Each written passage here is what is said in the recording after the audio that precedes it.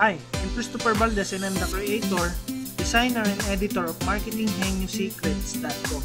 Ako rin ang nasa likod ng top 10 objections ng ating mga prospects at ang Henyo Word program.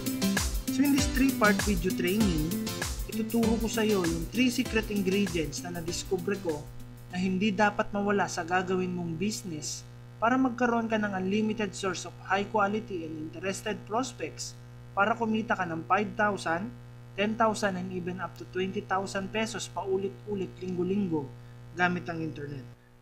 Ginagawa ko ito kasi alam ko na maraming tao ang gustong magkaroon ng additional income online at makatulong sa pamilya. Alam kong maraming tao ang gustong malaman yung secret ingredients kung paano kumita sa internet. Hindi lang talaga nila alam kung saan sila mag-uumpisa at kung paano sisimulan. So umpisahan natin ang training na ito sa mga most common problems na nararanasan ng mga newbies kapag papasok sila sa isang network marketing o business opportunity gamit ang internet. Ganito kasi yung mga typical na nangyayari. So kapag sinabing business opportunity gamit ang internet, ang unang pumapasok sa isipan ng tao ay Facebook. Sobrang dami kasing prospect dito na pwedeng pagpakitaan ng negosyo. Kaso yung problema, ang kadalasang ginagawa nila ay mag-post sa timeline ng join me and be part of my team or I am looking for people who are searching for extra income tapos itatag lahat ng kaibigan at mga kamag-anak. Sasali sa lahat ng Facebook groups tapos magpo-post ng mga ganito. Gusto mo bang kumita ng 2,000 up to 5,000 pesos gamit lang ang Facebook? Just PM me. O di naman kaya, earn up to 5,000 pesos, hindi mo kailangang mag-invite at mag-recruit. Yung iba naman, gumagawa ng mga group chat tapos magbe-message ng ganito. Guys, meron akong nakitang magandang online business. For sure, kikita tayo dito. I-PM nyo lang ako sa number na ito. Ganito yung mga karaniwang marketing strategies na pumapasok sa isipan ng karamihan kapag pinag-uusapan ng business opportunity gamit ang internet at sobrang hindi siya effective. And actually, ganito yung strategy na ginagawa ko noong una. Kapag nagpo-post and tag ako dati, may nagchat-chat sa akin na huwag ko na daw sila itag, tapos yung iba, ina-unfriend nila ako. Kapag nagpo-post ako sa mga group pages dati, nilalangaw yung mga post ko. Wala nagko-comment, wala nagla-like, at wala talagang nagsishare. At sa totoo lang, kahit mag-inquire ay wala. Kapag gumagawa naman ako ng mga group chat dati, isa-isa ay umaalis sa group chat. Friend A left the group, friend B left the group, friend C left the group, and etc. Gumawa din ako ng mga Facebook ads dati, pero puros negative yung natatanggap ko ng mga feedback. Keso scam daw or yung nauuna lang daw yung yumayaman, tapos kung meron man mag-inquire ay hindi na bumabalik. Ang ginagawa ko pa dati basta friend sa Facebook, basta follower sa Twitter, ay iniisip ko kagad na prospect. So message ko kagad sila tapos nagpipitch na ako ng mga sales message ko kahit hindi naman sila interesado. So after 6 months, meron naman akong 4 na napasali.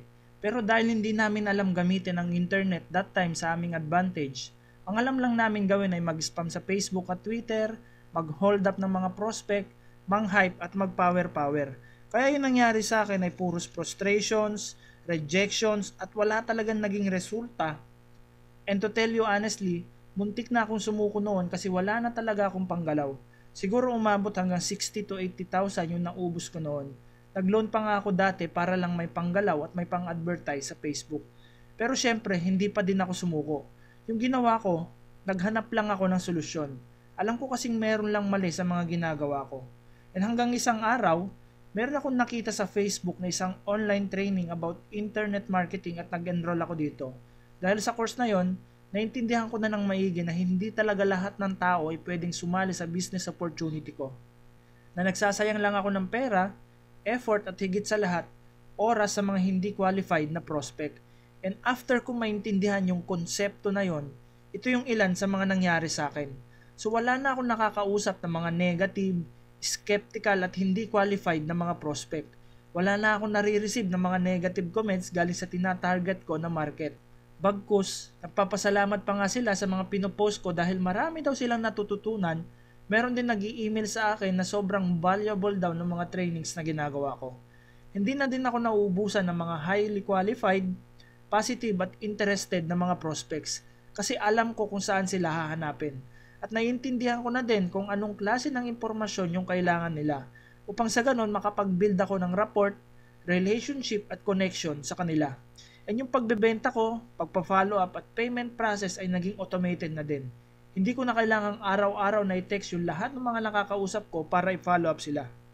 Hindi ko na din problema yung oras at location ng mga members ko dahil yung ginagawa ko ay nag-create ako ng training website at nandito yung mga training videos na nakafocus sa skills development nila para magawa yung business opportunity namin ng tama gamit ang internet.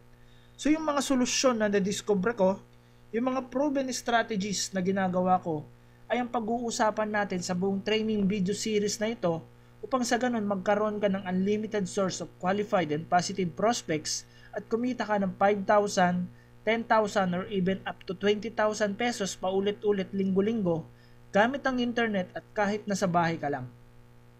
So balik ulit tayo doon sa mga typical scenarios na kadalasang ginagawa ng mga newbie networkers, mga internet marketers, direct sellers gamit ang internet.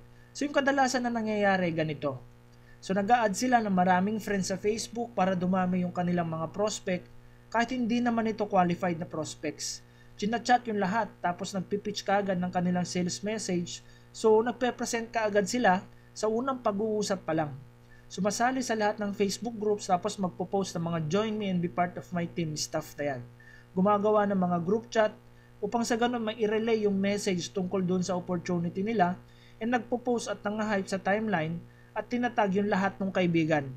So pump up sila dahil naniniwala silang pagkatapos mag-post sa Facebook, mag-tweet sa Twitter, mag-upload ng picture sa Instagram, gumawa ng sales video sa YouTube ay makukuha na nila yung pangarap nila na makapag-travel abroad, mabili yung ultimate dream na bahay at lupa at makapagbakasyon sa maraming lugar sa Pilipinas kasama yung buong pamilya. Pero unfortunately, puros frustrations, rejections, at nilalangaw yung mga post nila at walang nagiging resulta. Tapos nagtataka sila kung bakit ginawa na nila lahat pero walang nangyari. Ibinigay na nila yung buong effort nila pero failure pa din. Pero yung totoong problema kasi ay niisip nila na lahat ng tao ay prospect at hindi nila pinipre-qualify kung sino yung mga kakausapin nila. At wala din silang sistema na ginagamit paano i-pre-qualify yung lahat ng prospect. So kumbaga, mano-mano. Kaya yung nangyayari is marami silang nasasayang na oras, pera at effort sa mga hindi qualified na prospect. Lumalabas tuloy na parang nag-hard selling sila at nagiging pushy salesman kasi kinukonvince nila yung mga taong hindi naman interesado. Kaya bago pa nila mapasali ang isang prospect ay na-drain na sila, marami na silang naubos na pera at effort at bilang resulta kinukonvince nila yung sarili nila na hindi para sa kanila yung business opportunity na yon at hindi ito totoo. So yung solusyon sa mga problemang ito is to have these 3 secret ingredients. Okay? Ito ay to have an unlimited source of hungry buying customers or yung target market natin, acquire necessary skills, and to have a proven marketing system. At yung pag-uusapan natin sa video training na ito is how to identify your hungry buying customers na willing bumili at sumali sa iyo ng paulit-ulit. So bibigyan kita ng magandang analogy para mas mag-grasp mo at mas maintindihan mo ng mabuti kung sino ba yung hungry buying customers natin. Okay? So sabihin natin na sa isang punong-punong seminar, nagtanong yung speaker. Isa siyang kilalang marketer at talagang siya yung laging nilulook forward para magsalita sa crowd. So tinanong niya yung mga audience siya ng ganito. Sabihin natin na tayong lahat ay sumali sa isang network marketing business. Ang produkto natin ay isang basong tubig na may presyong 5,000 pesos. Kapag nakabenta ka, magkakaroon ka ng 90% commission. Kanino ka magbebenta para dumami yung commission mo? So iba't iba yung sinagot ng mga audience. Yung ibang sabi mag-house to house daw sa malalaking subdivision. Yung iba, pupunta daw sa matataong lugar at magbibigay ng flyers. Yung iba naman, gagamitin daw ang Facebook at Twitter dahil maraming prospect dito tapos magpo-post ng mga ads. And lastly, yung iba naman, ipa-plug daw na maraming benefits yung isang basong tubig na ito at nakakagaling ng maraming sakit. So in short, mag-hard selling sila. So nagsalita ngayon yung speaker. Alam nyo, tatalunin ko kayong lahat sa pagmamarket. Dahil ako ang sisiguraduhin kong meron sa networking ko ay yung mga hungry buying customers. Ang gagawin ko ay pupunta ako sa mga lugar na walang masyadong tubig tulad sa mga disyerto para ibenta yung produkto ko. So base doon sa sagot ni speaker, sa palagay mo may bibili kaya? Sa palagay mo kapag gagawin ni speaker na 8,000 yung presyo, may bibili kaya? Oo naman syempre. Kasi yung mga tao sa disyerto ay naghahanap yan ng supply ng tubig na kanilang maiinom. Naghahanap yan ng solusyon para doon sa problema nila sa tubig. At napatunayan nila sa sarili nila yung desire nila para bumili ng tubig. Pareho lang ito sa kahit anong business opportunity mo sa internet para makakuha ng prospect. Kung nasa direct selling ka, nasa network marketing ka at nasa making money online ka, kailangan mo munang malaman kung sino ba yung mga hungry buying customers mo, kung sino ba yung mga willing bumili ng binebenta mo. At syempre, kailangan mo din malaman kung paano ka nila mahahanap at kung paano nila makikita yung offer mo o yung solusyon mo doon sa problema nila. Magiging madali kasi yung ginagawa mo kapag targeted prospects yung mga taong nakakakita ng offer mo. And target marketing is about targeting people na interesado na o kaya naman ay mataas yung chance na maging interesado sa kung ano yung binebenta mong produkto o opportunity na ino-offer mo. Para sa mga networkers at internet marketers, sobrang kabaliktaran yung idea na to kumpara sa mga madalas itinuturo ng karamihang uplines na kausapin at alukin yung lahat ng mga kakilala at mga friends sa internet at social media. And have you ever realized bakit kailangan nilang mangumbinse ng mga tao para lang sumali sa network marketing business and other business opportunities nila, samantalang milyon-milyon yung taong open sa idea sa network marketing, making money online at gustong kumita ng additional income. Ang kailangan lang makakita ng product or opportunity mo ay yung mga taong interesado at yung mga taong willing makinig sa sasabihin mo. At kapag ganito, marami kang masisave na oras, pera at effort dahil hindi ka nakakausap ng mga taong hindi qualified na kabaliktaran ng ginagawa ng maraming networkers. Kailangan mo lang maging specific sa target market mo. At ito talaga yung laging na-overlook at binabaliwala ng mga online marketers. Sa mga networkers, ito yung laging nahihirapan silang maintindihan. Pero kapag nauunawaan mo na ng maigi, hindi ka nakakausap muli ng mga negative na prospect at hindi ka na mauubusan ng mga qualified, interested at positive na mga prospects na kakausapin para sa business mo. Para magawa ito, kailangan ay sagutin mo itong 6 na weird questions na ito. Weird question number 1, who are my ideal prospects? So dapat maintindihan mo kung sino yung mga kakausapin mo, dapat ma-picture out mo kung sino yung target prospect mo. OFW ba sila? Mga empleyado ba? Mga entrepreneurs ba? Or mga estudyante? Ano yung mga age range nila? 18 to 25 years old ba? 20 to 40 years old ba? Or 18 years old and above? Siyempre, kung saan din sila nakatira.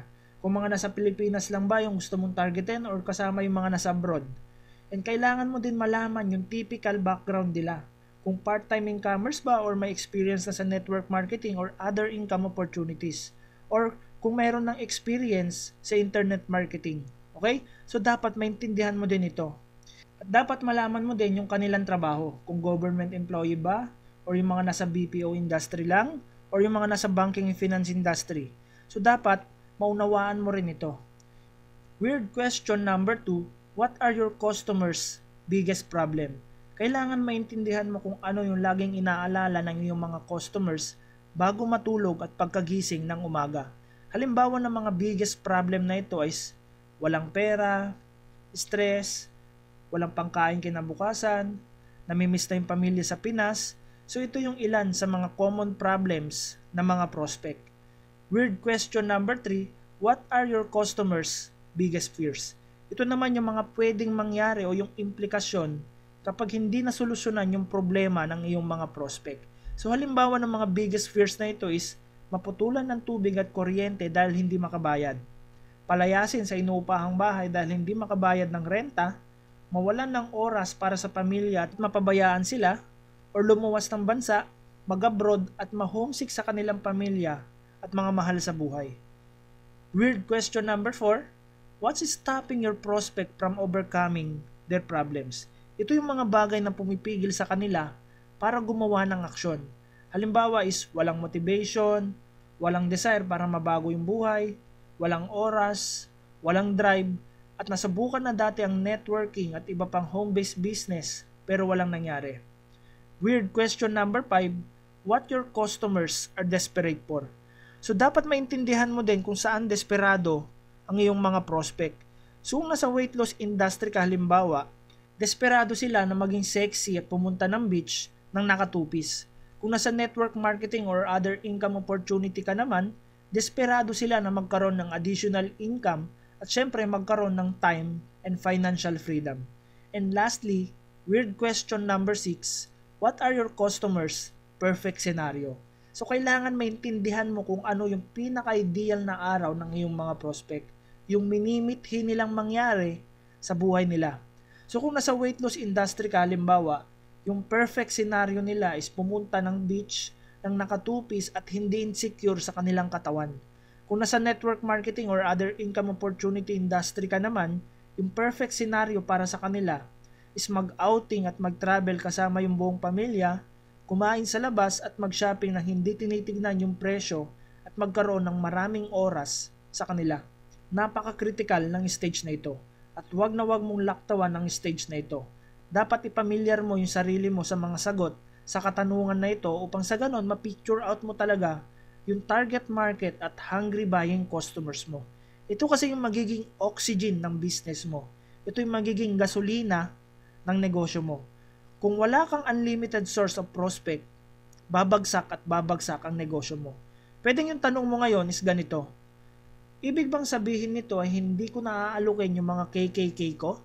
Kaibigan, kakilala at kamag-anak ng products at opportunity ko? Siyempre, yung sagot dito, hindi.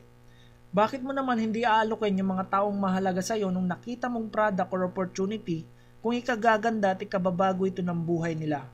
Tama? Magandang gawin mo dito is i-pre-qualify mo sila, gumamit ka ng mga pre-written script at mga right questions upang sa ganun malaman mo kung qualified at interesado ba sila. Dito, hindi mo kailangan banggitin yung kahit anong impormasyon tungkol sa product or opportunity mo. Kung qualified sila, that is the only time to proceed to the next step.